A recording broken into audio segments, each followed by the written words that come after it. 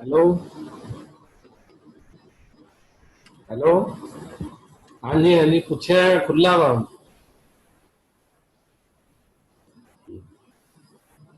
चलो कर लेंगे।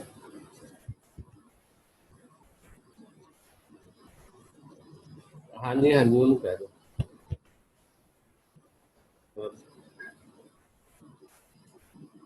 ਤੁਸੀਂ ਹਫਤੇ ਦੀ ਕਰਾ ਲਓ ਕਿਉਂਕਿ ਜਿਹੜਾ ਹੈਗਾ ਨਾ ਆਪਣਾ ਫਰਾਈਡੇ ਵਾਲੇ ਦਿਨ ਉਹ ਹਾਫ ਡੇ ਹੁੰਦਾ ਵਾ ਤੇ ਉਹ ਫਿਰ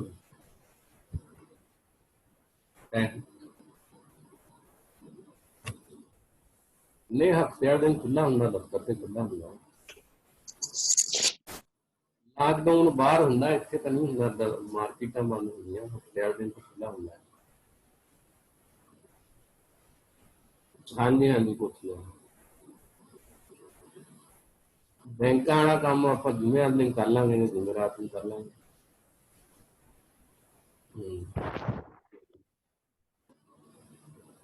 जी ठीक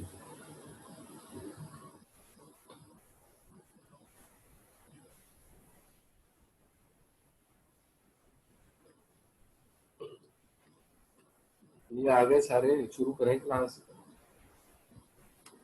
करो सर आ गया ना सारा। आज आ रही है ओ यार अस्सलाम वालेकुम sir.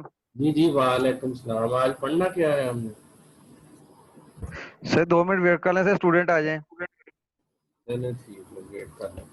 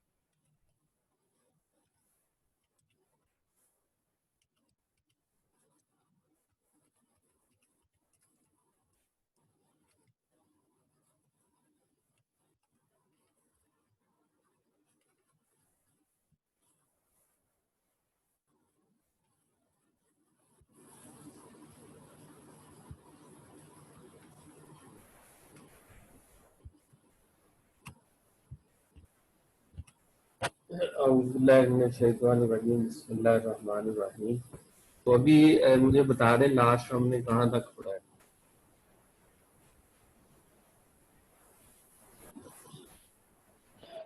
Saviour of the constitution तक पढ़ लिया था। सेकंड पॉइंट तीसरा पॉइंट पढ़ना है guardian of the rights.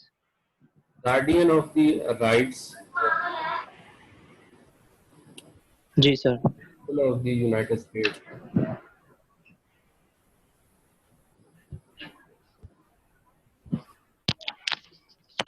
The Supreme Court has been empowered to issue writs like habeas corpus, mandamus,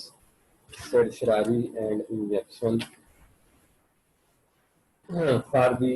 protection of the rights of the people. It has kept the various organs of the government within their defined fields and prevented encroachment of human rights.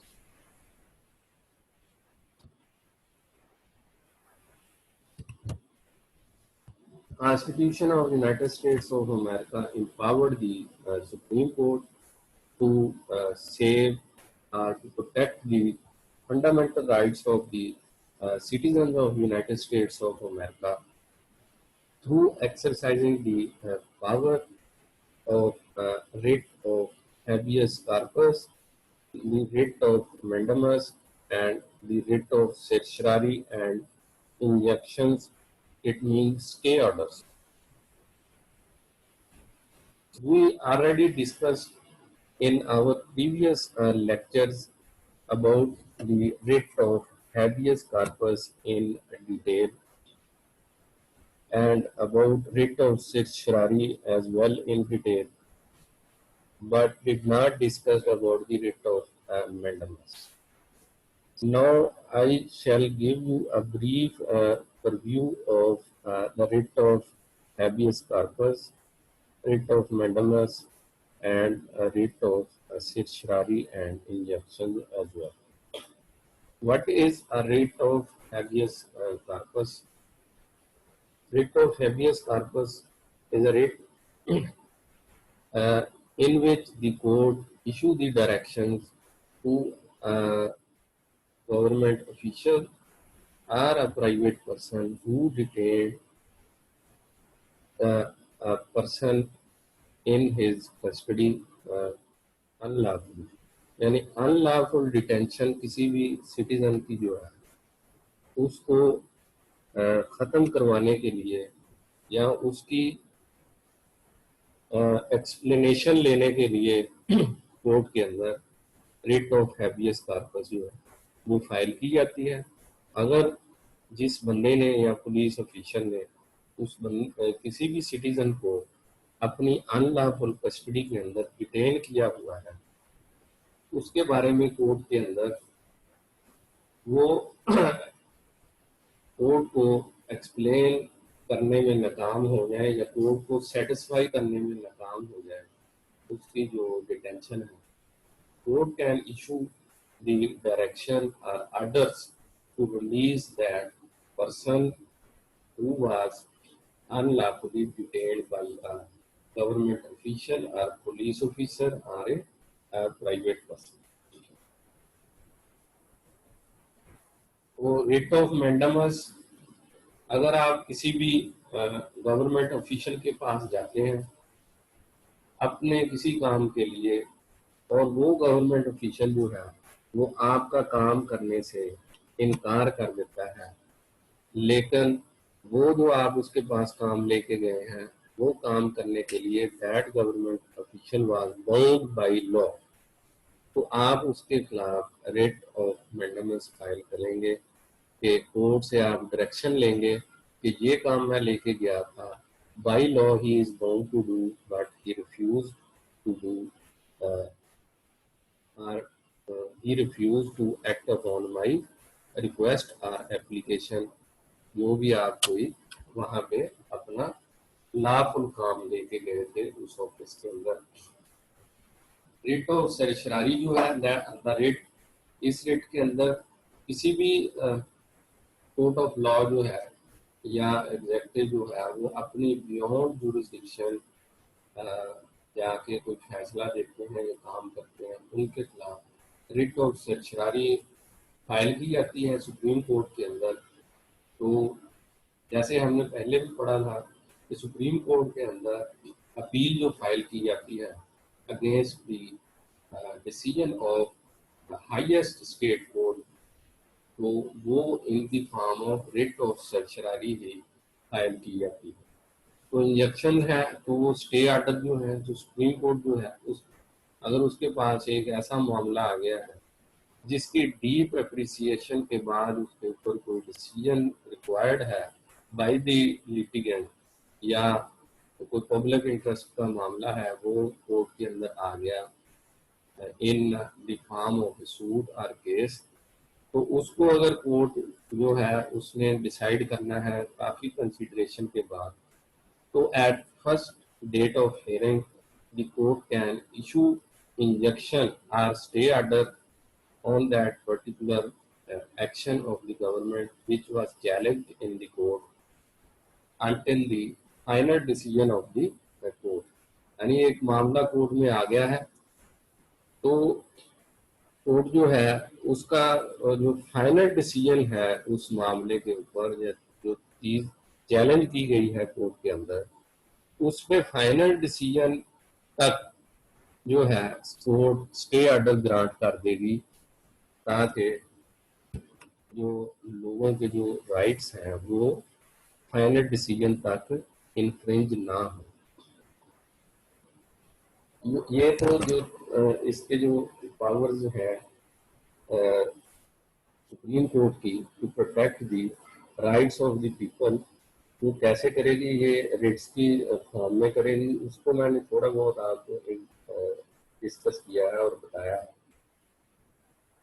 तो supreme court जो है इसको ये constitution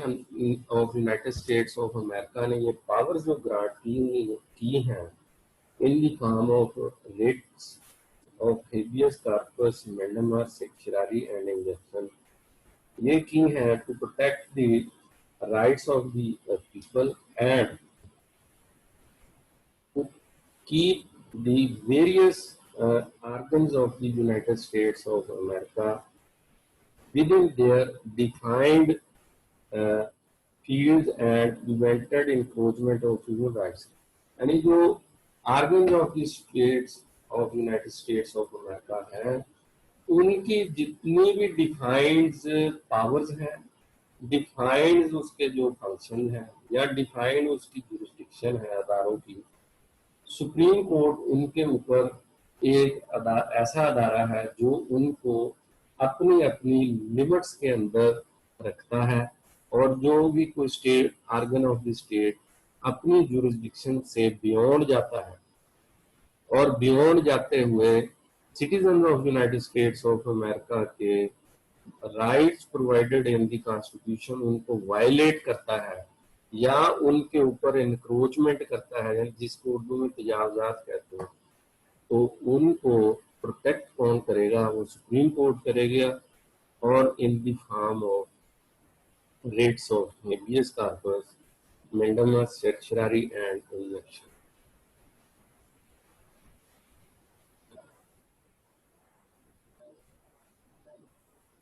It has declared laws unconstitutional not only on the basis that they were beyond the jurisdiction of a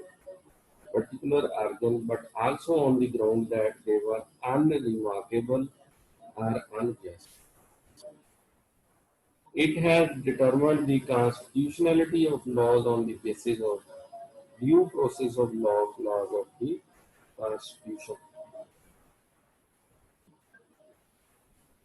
तो इसमें आखिर ये हमें बता रहा है the Supreme Court not only declared the laws unconstitutional on the basis only on the basis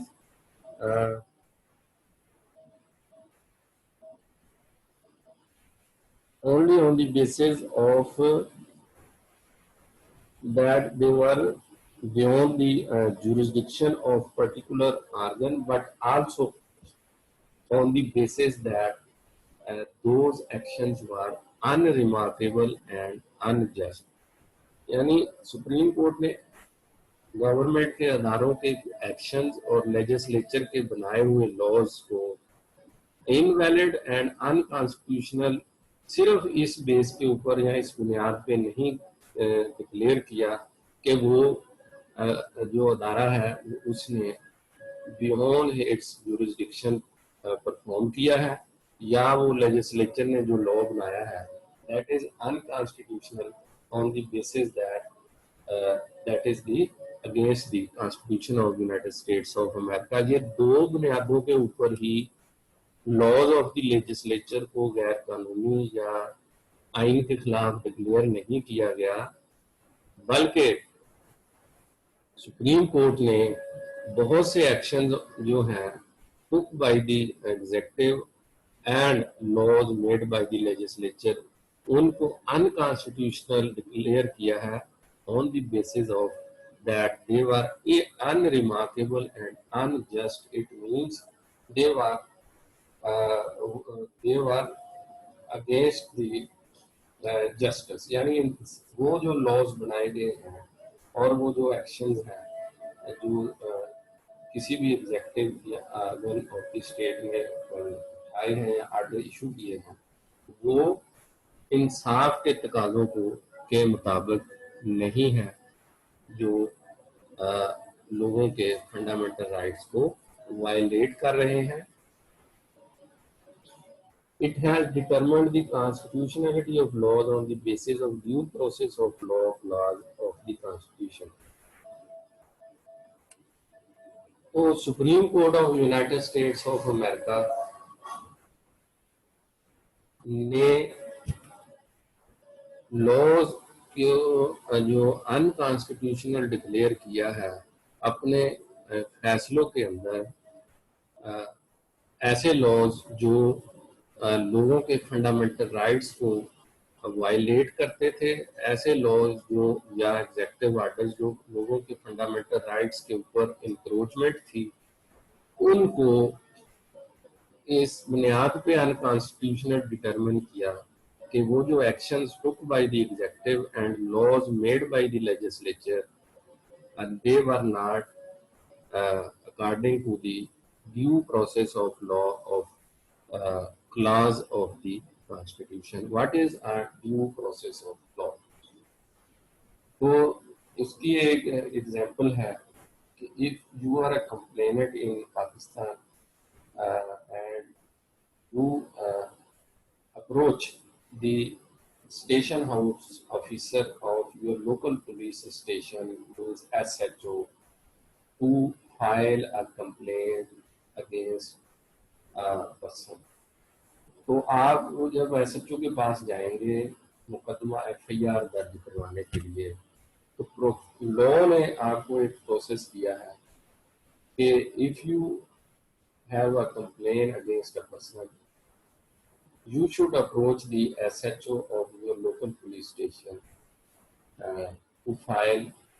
your complaint in the police station, and that SHO of police station is bound by 154 of CRPC Criminal Procedure Code to lodge the FIR, first information report, straight away without conducting an inquiry. तो पाकिस्तान के अंदर ये एक practice है कि law के अंदर तो ये लिखा है कि जब आपने किसी के खिलाफ एफआईआर दर्ज करवानी है, आप सीधे एसएचओ के पास जाएंगे, तो he is bound by law, he is bound by 154 CrPC to lodge the FIR on your complaint. लेकिन प्रैक्टिस में वो क्या कर रहा है कि वो पहले इंक्वायरी करता है।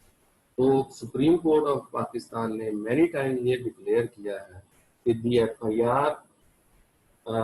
lodged after the inquiry is no FIR. लेकिन पुलिस ना तो सुप्रीम कोर्ट के फैसलों को मान रही है, ना ही सीआरपीसी के अंदर जो उनको तरीकाकार दिया गया है उसको भी नहीं मान रही, वो पहले इंक्वायरी करते हैं। तो इसका मतलब है ड्यूरिंग इंक्वायरी ही अगर वो जिसके खिलाफ इल्जाम है उसको अरेस्ट कर लेते और एफआईआर भी दर्ज नहीं है, उसको अरेस्ट कर लिया बंदे को जिसके खिलाफ इल्जाम है, तो फिर आपकी नज़र में क्या है, क्या एसएचओ ने ड्यू प्रोसेस ऑफ लॉ उसको अडॉप्ट किया या नहीं किया? यानी जो लॉ ने प्रोसेस दिया है एफआईआर का, अरेस्ट का, क्या उसने उसको फॉलो किया, नहीं किया? तो अगर उसने उसको फॉलो नहीं किया तो फिर आपके पास रेमेडी क्या है? You have remedy. अगर तो आपकी कंप्लेन के ऊपर एफआईआर दर्ज नहीं हो रही, if you are in United States of America, then you have a right to file a writ of mandamus in Supreme Court of United States of America to have directions against the SHO कि वो आपकी complain के ऊपर FIR दर्ज करने का by law पाबंद था और उसने उस लॉ का जो प्रोसीजर दिया गया उसको अडॉप्ट ना करते हुए आपको कहा कि I shall conduct inquiry before lodging the FIR in your complaint. तो फिर आप वहां से एक रिट दायर करके डायरेक्शन लेंगे कि जी आपकी एफआईआर जो है बगैर इंक्वायरी के दर्ज हो जाए। ये तो आ गई एक कंप्लेनेंट साइड के ऊपर। अब दूसरी साइड आ जाए कि आपने कंप्लेन की, एसएचओ ने एफआईआर दर्ज करने के बगैर ही जिसके खिलाफ आपने इल्जाम लगाया उसको जाके अरेस्ट कर लिया। तो जब वो उसको अरेस्ट कर लेगा तो उस जो जिस बंदे को अरेस्ट किया गया है without registration of FIR, he have the remedy to approach the court and to file the writ of habeas corpus। तो वो जो है writ of habeas corpus file करेगा, तो वो कोर्ट के अंदर जाके ये चीज बताएंगे कि मेरे खिलाफ इल्जाम था, मेरे खिलाफ एक कंप्लेन थी, तो एसएचओ ने मुझे without registration of FIR for which he was bound to register the FIR, उसने मुझे अरेस्ट कर लिया है, तो मुझे यहाँ से रिलीज करवाया जाए, या इसको कहा जाए कि ये पहले एफआईआर दर्ज करे, फिर उसके बाद, यानी ये तो बात उसने नहीं कहनी, ये तो करेगा बात कंप्लेन। तो ये जो है कि मुझे अरेस्ट किया गया है विदाउट एफआईआर, तो वो फिर रेट ऑफ हैबियस कॉर्पस दायर करेगा। तो ये इन दोनों सूरतों के अंदर जो है एसएचओ ने ड्यू प्रोसेस ऑफ लॉ जो है उसको अडॉप्ट नहीं किया। ये जो क्लॉज कॉन्स्टिट्यूशन के अंदर दी गई है, इसको एक्सरसाइज, इसी से जो है सुप्रीम कोर्ट अपनी पावर्स जो है उसको एक्सट्रैक्ट करती है, उनको एक्सट्रैक्ट करके वो एक्सरसाइज करती है to protect the fundamental rights of citizen of United States of America in the form of issuing writs of habeas corpus, writ of mandamus, writ of certiorari, and injunctions or stay orders in suits brought in the court.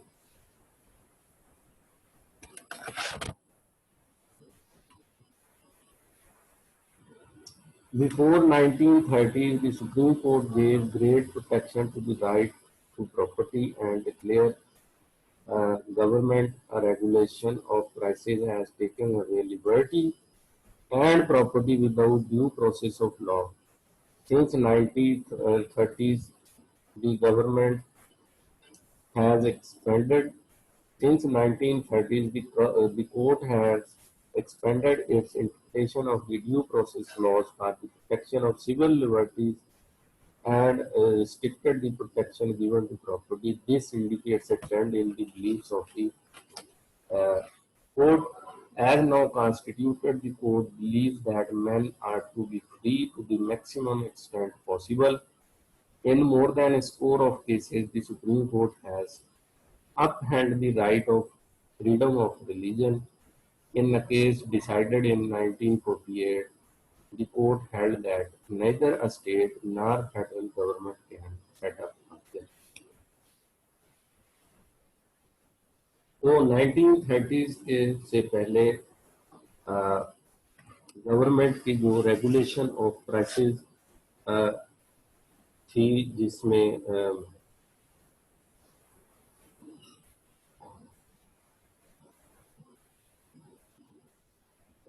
पहले supreme Court ने ये protection दी लोगों को,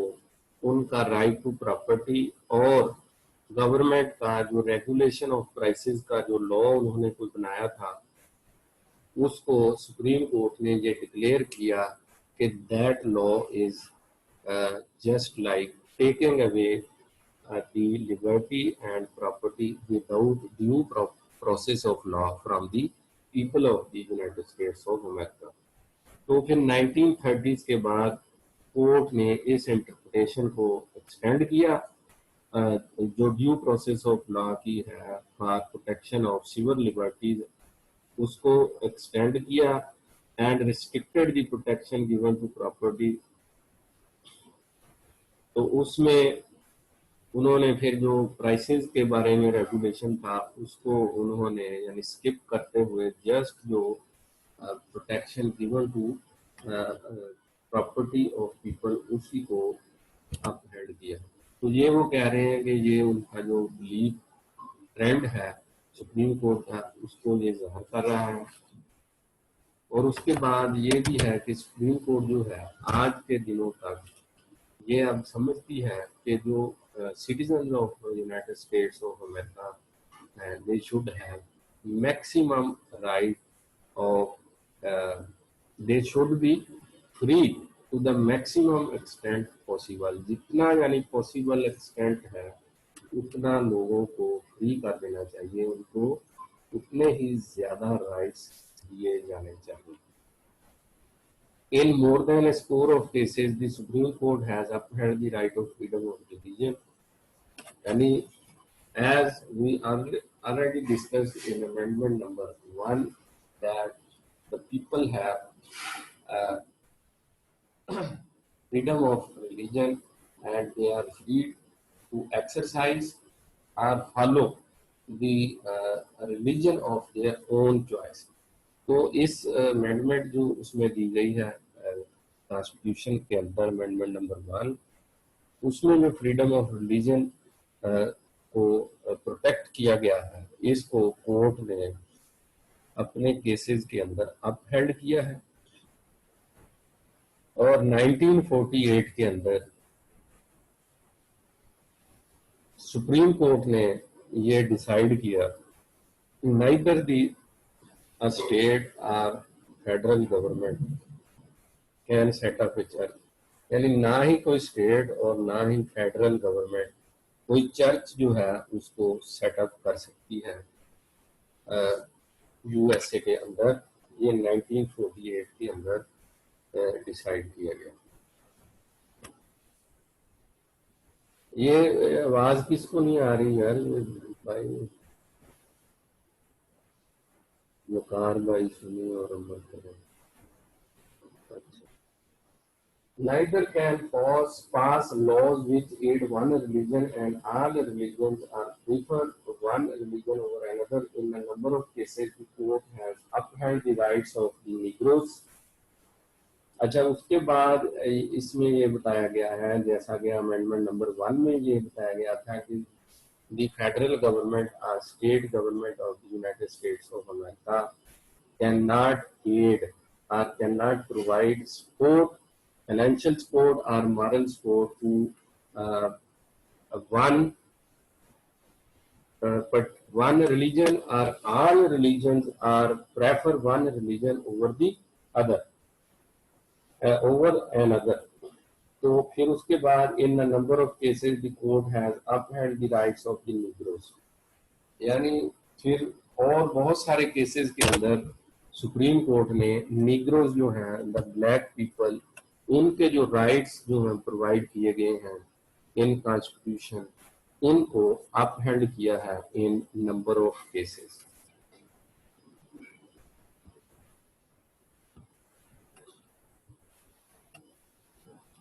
In 1954, in a case Brown versus Board of Education,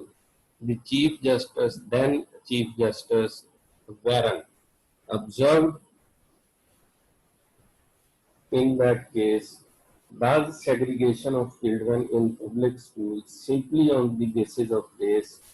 even though physical facilities and other tangible factors may be equal, deprive the children of the minority group of equal educational opportunities. We will believe it does to separate them from others of similar age and qualifications solely because of their race generates a feeling of inferiority as to their status in the community and may affect their hearts and minds in a way unlikely ever to be undone. तो इसमें chief justice of Supreme Court in 1954 एक case आया उनके पास, Brown versus Board of Education. उसमें observe करते हैं कि क्या segregation of children in public school it means यानी चिल्ड्रन जो है उनको सेपरेट कर देना इन पब्लिक स्कूल, गवर्नमेंट के स्कूलों के अंदर simply on the basis of race, यानी उनकी कौमियत की बुनियाद पर कि ये ब्लैक है, निग्रो है, कि उनको अलहदा से क्लासरूम दे दिए जाए, उनको अलहदा से दे दिए जाएं, वाशरूम्स, अलहदा लाइब्रेरीज दे दी जाए, उनको ये अपॉर्चुनिटी ना हो कि they can sit with the white people, white children, they can not use the facilities provided to the white children. तो वो कहते हैं कि उनकी जो चिल्ड्रन है वाइट एंड ब्लैक या निग्रो, उनकी जो फिजिकल कैपेसिटीज हैं वो तो है सिमिलर यानी सेम है।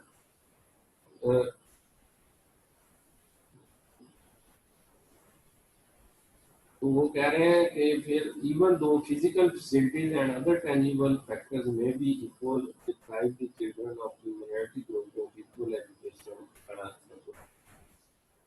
वो कह रहे हैं कि और उसके बाद वो कह रहे हैं we believe it does to separate them from others of similar age and qualification solely because of their race generates a feeling of inferiority। यानी वो कह रहे हैं कि जो बच्चे उनको उनकी जो कौम है या कौमियत है या कलर है उसकी बेस के ऊपर उनको दूसरे बच्चों से जो वाइट बच्चे हैं उनसे अलहदा कर दिया जाए, हालांकि उनकी जो मेंटल कैपेसिटीज हैं, फिजिकल कैपेसिटीज हैं, वो सिमिलर हैं। बच्चे तो सारे यानी कलर कोई भी हो, उनकी सारी फिजिक नाक भी होता है, हर बच्चे के कान भी होते हैं, मुंह भी होता है, हर बच्चे का माइंड भी होता है। तो उनको सिर्फ और सिर्फ कलर की बुनियाद पे, कौम की बुनियाद पे जो वाइट बच्चे हैं उनको अच्छे क्लासरूम और अच्छे वाशरूम्स या अच्छी टेंजिबल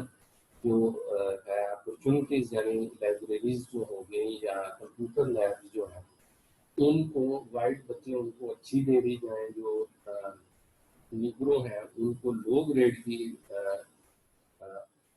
फैसिलिटीज प्रोवाइड की जाए just on the basis of their colour and race. तो वो कह रहे हैं कि जज जो है उन्होंने इस केस के अंदर ये ऑब्जर्व किया कि दैट शैल जनरेट या दैट शैल क्रिएट कि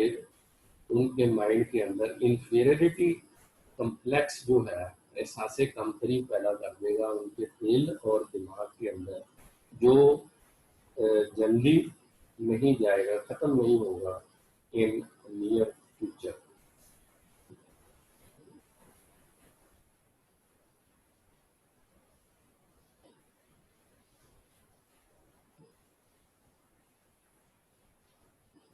तो इसके अंदर सुप्रीम कोर्ट ने प्रोटेक्ट किया है ब्लैक जो निग्रोज जो हैं उनके चिल्ड्रन के राइट को to have equal education and equal educational opportunities, equal educational facilities in the United States of America or in the public schools of United States of America। तो ये भी supreme Court ने अपने फैसलों के अंदर ही जो राइट्स ऑफ पीपल हैं उनको with the passage of time जैसे जैसे उसके पास कोई इशू जो चैलेंज किया जाता है इन मसले उसको वो डिसाइड करती है। With regard to the work of the Supreme Court in the field of personal liberties, the report of the President's Committee on Civil Rights observed in 1947, it is not too much to say that during the last 10 years, the disposition of cases of this kind has been as important as any work performed by the court as an agency of the federal government. It is now actively engaged in the broad attempt to safeguard civil rights। तो फिर आखिर ये कह रहा है कि 1947 के अंदर president's committee on civil rights जो है उसने ये ऑब्जर्व किया कि during the last 10 years Supreme Court ने जो ऊपर आपको एक फैसला बताया गया है Brown versus Board of Education जो 1954 के अंदर डिसाइड हुआ, और उसी तरह के और जो फैसले जो 1947 से पहले डिसाइड किए गए to protect the fundamental rights of the civil rights of the civil liberties of the people of the United States of America.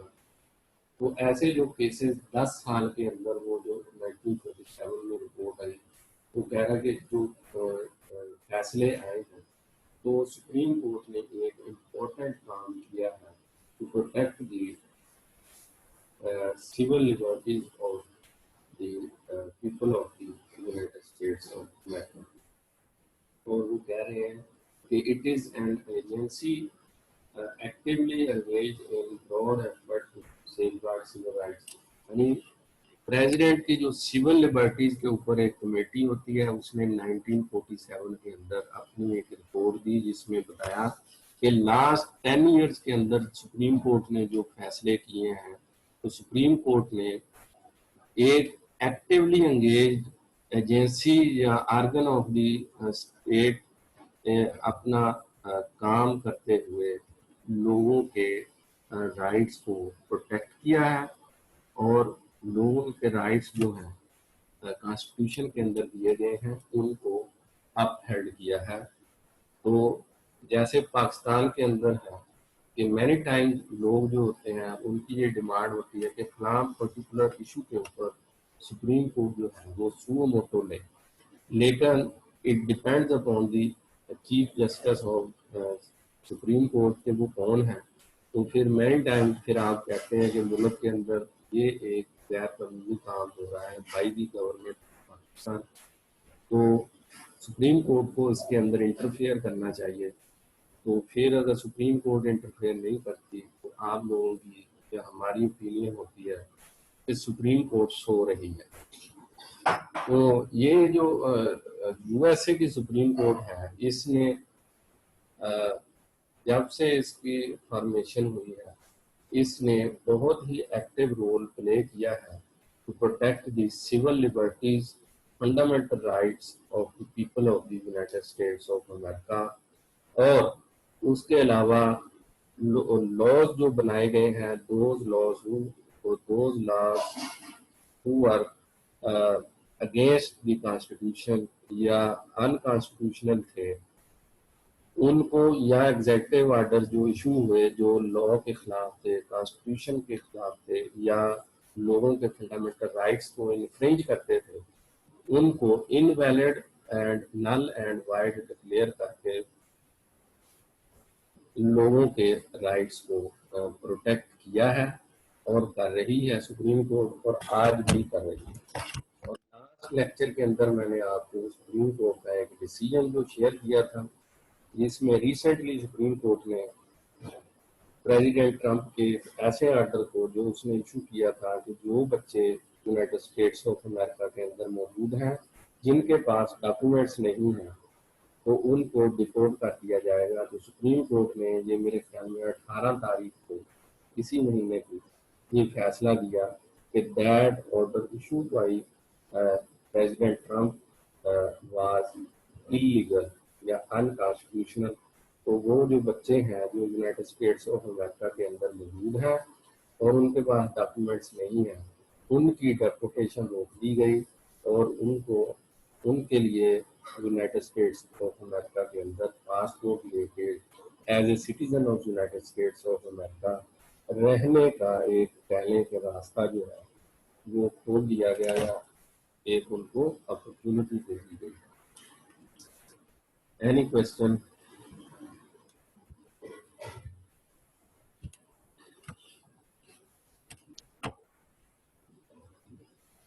Any question? आप अपने आप इसको अनम्यूट कर लें, कोई क्वेश्चन है तो पूछ लें।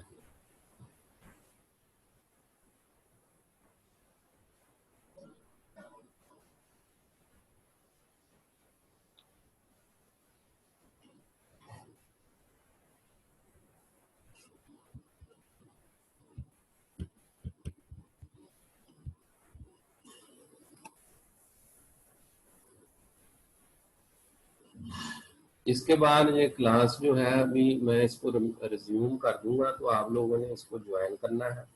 ज्वाइन करके तो आप अपना कोई भी जो आपके पास क्वेश्चन है related to the topic we discuss, तो आप पूछ सकते हैं। अभी ये 1 मिनट में खत्म हो जाएगी, तो फिर ये इसको रिज्यूम करेंगे, तो आप उसमें मुझसे क्वेश्चन पूछें।